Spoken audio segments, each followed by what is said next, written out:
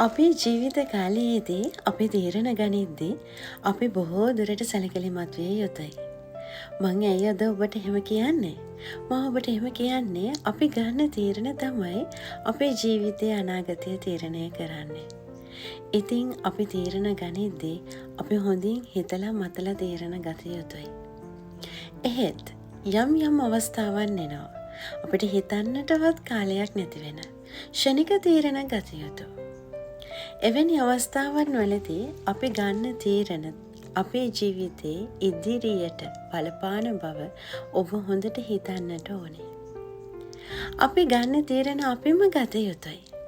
අපේ තීරණවලට මම ඔබට කියන්නේ වෙනත් කෙනෙකුගෙන් උපදෙස් අරගෙන අපි තීරණ ගත්තත් අපේ තීරණය අපි සතු විය යුතුයි. එවිට ඒ තීරණයේ අවසානයේදී අපිට යහපතක් වේවිද අයහපතක් වේවිද ඒ හැම දෙයක්ම දරා ගැනීමේ ශක්තිය අපි විසින්ම අපි තුළම නිර්මාණය වෙනවා. ඒක නිසා ඔබේ තීරණ හැකි තරම් ඔබම ගන්න උත්සාහ කරන්න. හදිසියේ අපිට ෂණිකයකින් ගන්න වෙන තීරණවලදීත් ඔබම ඔබේ තීරණ ගන්න උත්සාහ කරන්න. මේ තීරණ ගැනීමේදී අපි සැලකිලිමත් විය යුත්තේ අපි ඇසුරු කරන අය. අපි ඇසුරු කරන අය අපේ තීරණවලදී අපිට බොහෝ දුරට බලපානවා. අපි හිතමුකෝ අපේ තීරණවලදී අපිට අයහපත් උපදෙස් ලැබෙනවා. අපිට වැරදි උපදෙස් ලැබෙනවා. ඒ වගේම අපිට හොඳ උපදෙසුත් ලැබෙනවා. ඉතින් නමුත් අපි ඇසුරු කරන්නේ හොඳ අයව නම් අපිට හොඳක් වෙන්නට පුළුවන් ඒ තීරණ තුලින්. අපි ඇසුරු කරන්නේ අයහපත් අයව නම් වැරදි කරන අයව නම් අපිට එතනදී අයහපතක් විය හැකියි.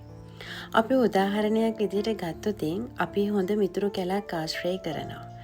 අපි වැරදි වැඩක් කරන්න යද්දී අපි හිතමුකෝ අපි පාසල් එන්නේ නැතුව කොහේ හරි යන්න හදනවා කියලා. එතකොට අර මිතුරන් අපිට කියන්නට පුළුවන් ඔයා කරන්නේ වැරද්දක්. අද ඉස්කෝලේ එන්න අම්මයි තාත්තයි ඔයාව විශ්වාස කරනවා කියලා. ඒ ඇසුර තුලින් ඒ දරුවා ගන්න ගිය තීරණය වෙනස් වෙන්නට පුළුවන්.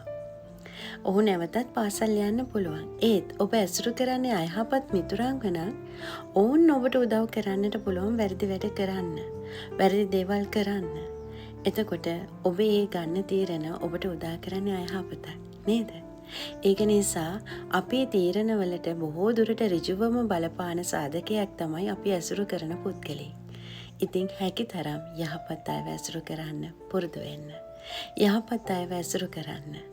ඒ අයගෙන් අපිට ගත යුතු හොඳ පමණක් අරගන්න. ඒ තීරණ ඔබ විසින්ම යහපත් තීරණ අරගන්න. ඉතින් ජීවිතේ යහපත් ලෙස ගත කරන්න ඔබ ඔබේ තීරණ ඔබම අරගෙන නිවැරදි තීරණ අරගෙන ඔබ යම් විටකදී වැරදි තීරණයක් නම් අරන් තියෙන්නේ ඒක නැවත හදාගන්න උත්සාහ කරන්න. එවිට ඔබට සුබ අනාගතයක් උදා වේවි.